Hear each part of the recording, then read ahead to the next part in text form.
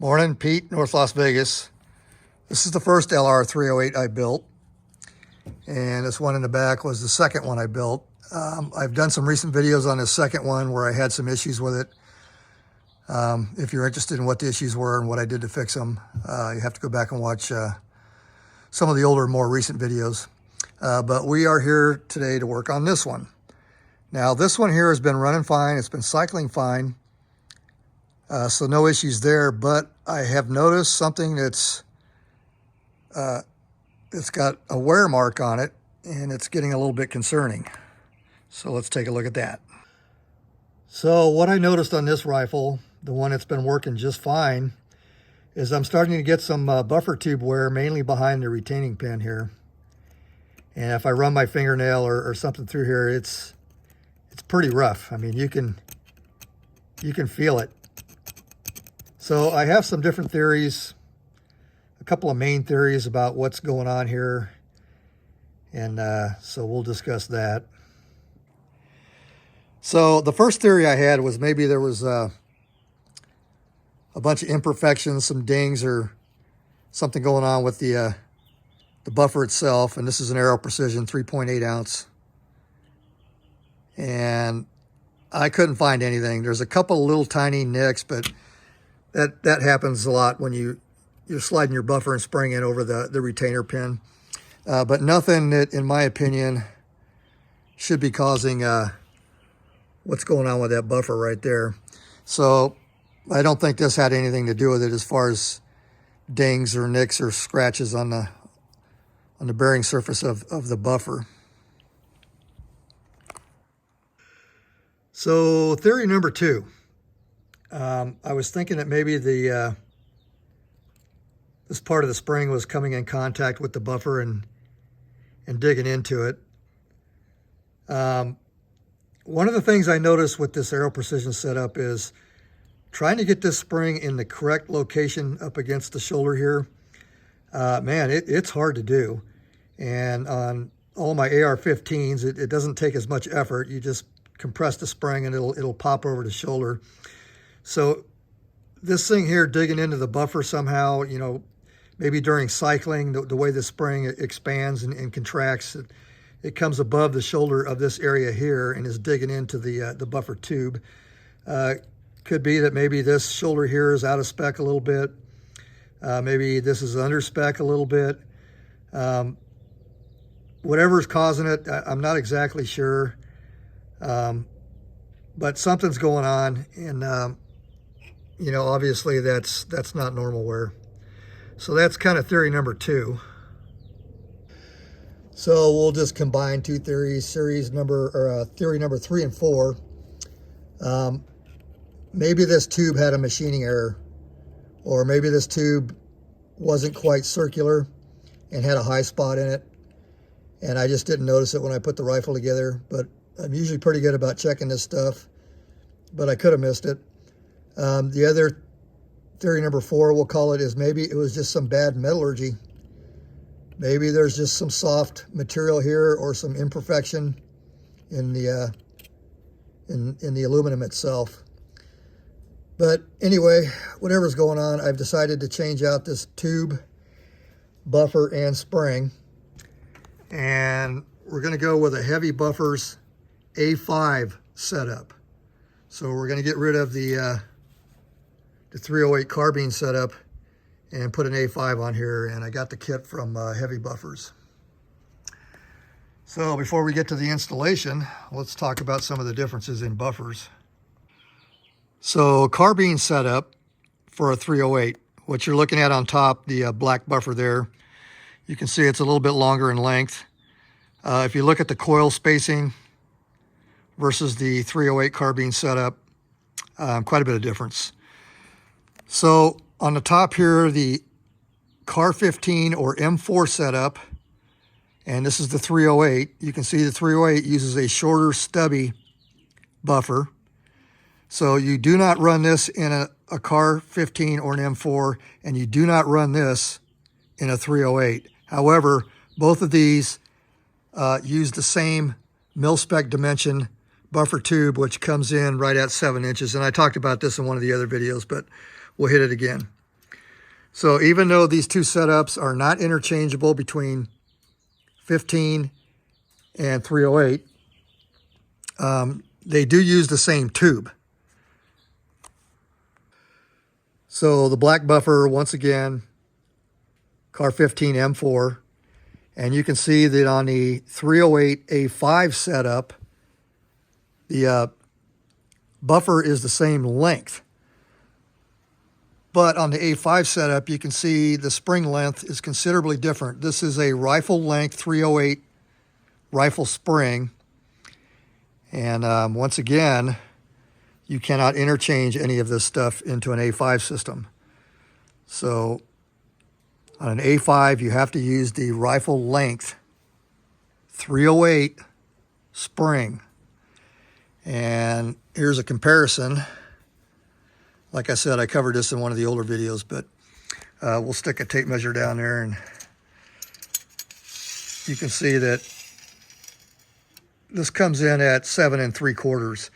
Now, my understanding is there's another dimension A5 buffer tube out there that comes in at 7 5/8.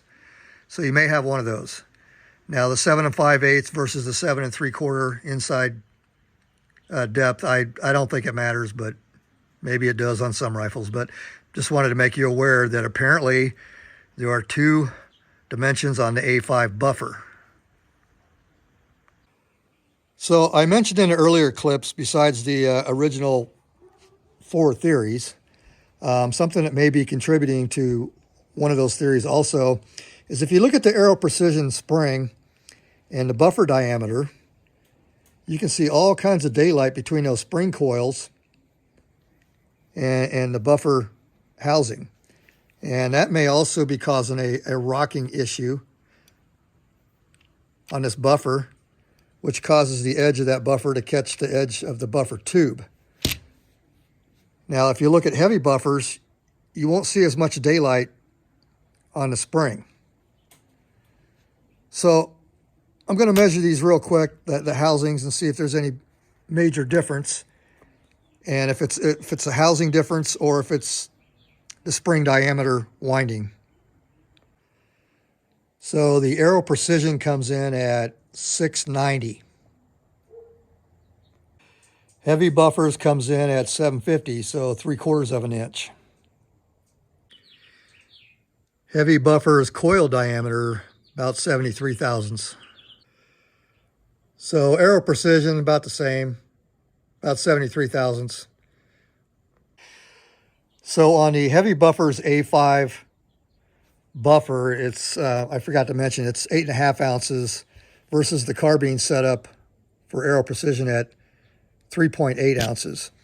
Also, some of you may have already noticed, you see this bearing area? That's also going to help prevent rocking of the buffer inside the tube and get this thing to go back and forth in a more linear fashion. Whereas in addition to what we were just talking about on the how this housing fits inside the spring, and you have a minimal area here, I mean, just visually you can see that this heavy buffer is much better designed.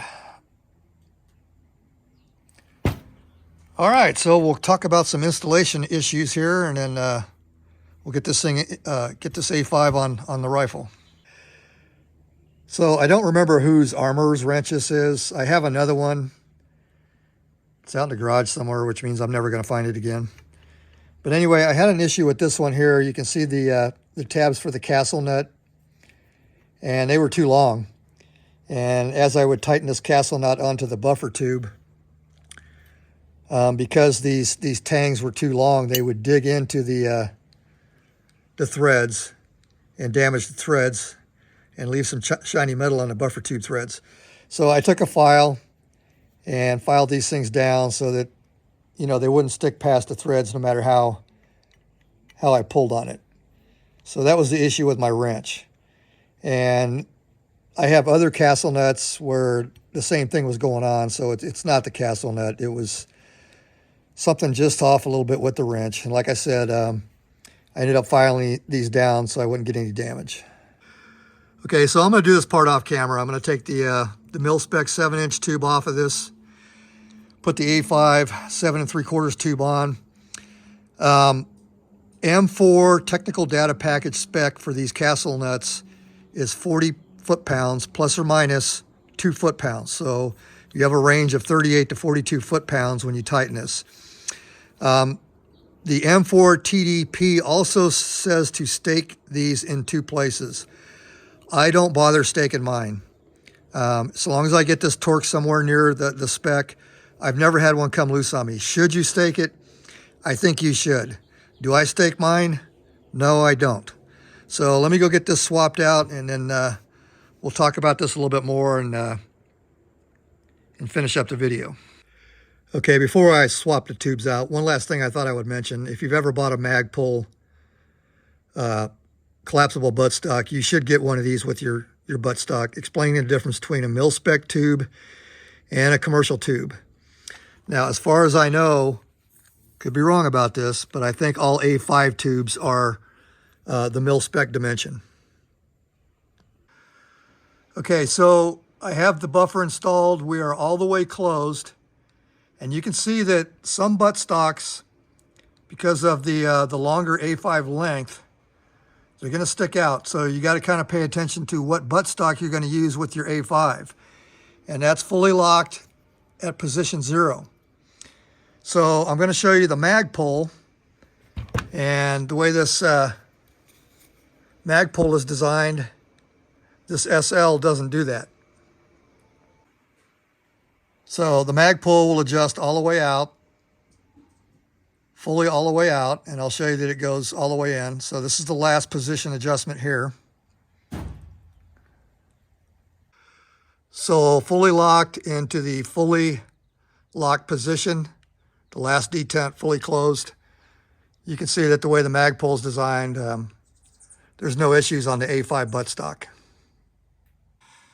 Okay, so just manually cycling the A5 setup from heavy buffers, just using a charging handle, it already feels a lot better just charging the rifle.